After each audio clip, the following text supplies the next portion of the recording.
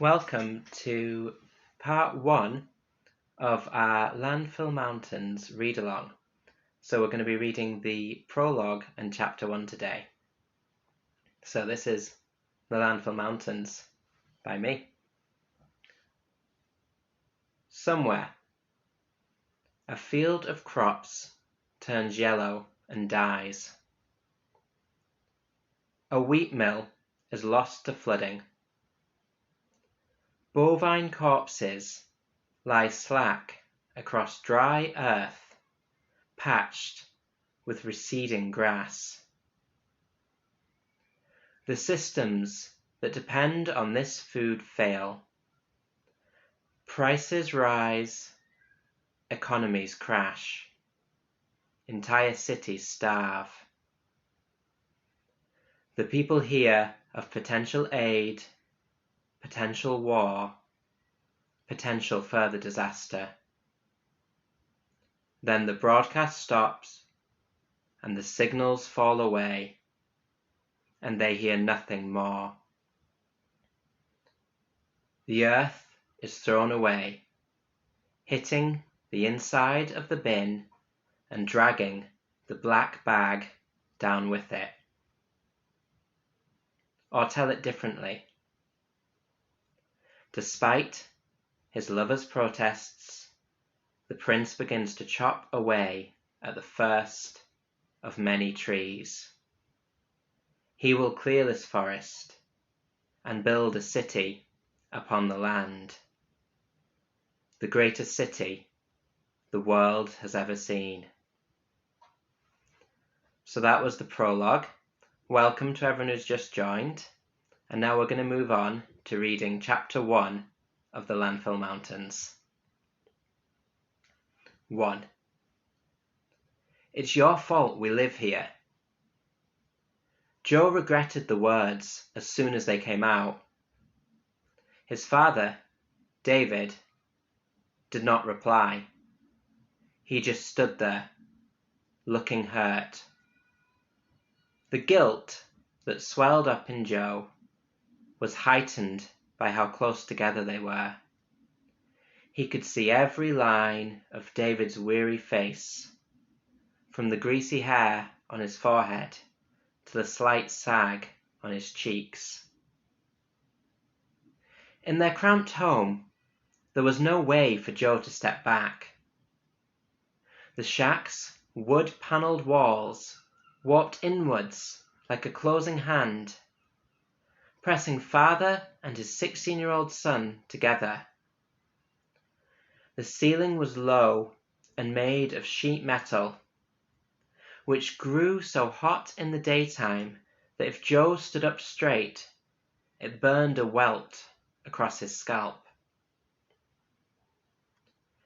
A light bulb hung down between Joe and David, dangling on a long wire, but there was no electricity. The only illumination came from the moon shining through a square hole where there was once a window. The warm night rolled in through the hole as well, carrying with it the thick smell of rot. On the far wall, there was a stove that didn't heat and a faucet without water. 3 lumpy mattresses were laid over the splintered floor, with threads stretched and broken across them. Joe's grandfather, also called Joseph, had been asleep on one of the mattresses. He was stirring now, disturbed by Joe's raised voice. Grandad was skeletally thin, apart from a bloated little stomach, like all the people of the town. Between Grandad and the wall, a line of cloth sacks were filled to bursting and tied at the top. A stringless acoustic guitar was slumped next to the sacks in the corner. A snapped plastic guard across the guitar's surface displayed an illustration of a species of bird that Joe had never seen, and probably never would. Joe had been pushing his father for an explanation of how they had ended up living in a ramshackle town, scavenging waste to survive. David told him the same he always did. Everyone had known the world was getting warmer. There were news reports on the risk of shortages and economic collapse. But life in the city of Madeira had gone on the same. David was one of the many who ignored the signs, carrying on as if things would somehow return to normal in the future. Despite concerns from Grandad and Joe's mother, still living then, he convinced both they should stay. Even as fuel reserves ran low and options for travel became scarce, still he stalled. Soon, food supplies dwindled in Madeira and costs surged. Eventually, there was nothing left in the shops. It was only then that David finally took action, when it was too late to properly search for a new place to live.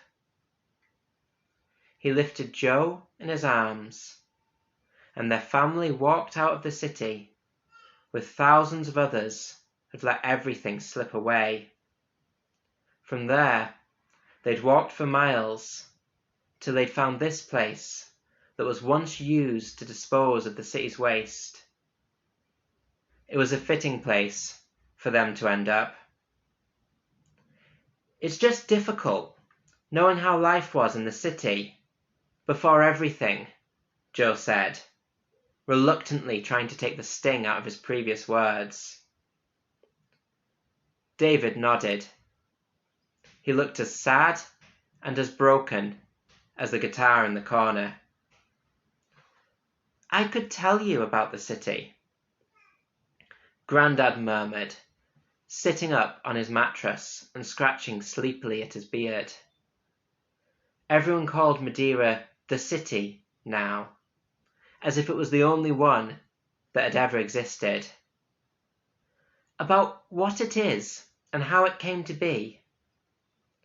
Joe crouched down, looking into his grandfather's rheumy eyes.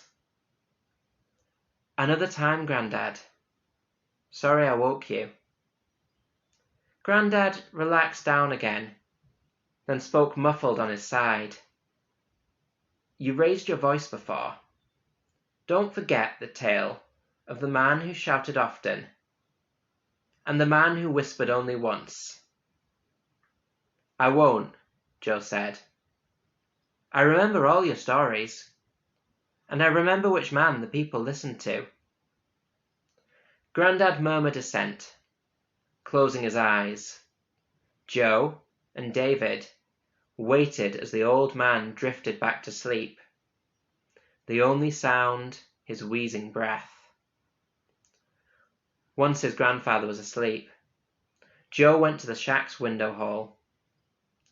Part of him still wanted to rage and yell and get his anger out. He knew it wouldn't really help, especially since his father never argued back. Joe sighed as he looked out over the town. Shacks similar to their own were packed in tight rows down the slope. There was a gap through the rows where a trench ran down the hill, splitting the town in half. The townspeople called it the stream, though the ground within it was as dry and hard as the rest. Beyond there rose the mountains, gigantic summits of waste, once known as a landfill. All the rubbish there had been thrown away by Madeira, back when the city still functioned. The mountains were black in the night, dwarfing the hill they lived upon. Above the mountains, tiny shapes swirled over the stars. It was impossible to tell which were plastic bags lifted on the wind, and which were crows. When Joe looked at the mountains, their moulding stench grew stronger. It was as if the sight of them pushed their poison into his lungs. David joined Joe by the window hole and looked out. "How could one city throw this all away?" Joe asked. "You couldn't have saved anything for us." David scratched dirt out from under his nails. "When I look out at those mountains, I always wonder how much I threw away. I'm sorry this is the life we live, Joe. I wanted better for you." David's apology only irritated Joe. Sorry didn't change anything. He turned away from his father and left through the front door, out into the night where the full moon shone overhead. Joe envied the moon, separate and away from it all. He knew if he stayed, he would end up saying more that he'd regret, and he didn't want that. He strode quickly away, aware of his father's moonlit face, watching him go. And that's the end of Chapter 1 of the Landfill Mountains. We'll be back next Sunday, where someone else will be reading Chapter 2, and we'll have the full video of the prologue and Chapter 1 being read out loud available on Instagram. Thank you very much to everyone who's come in and listened today.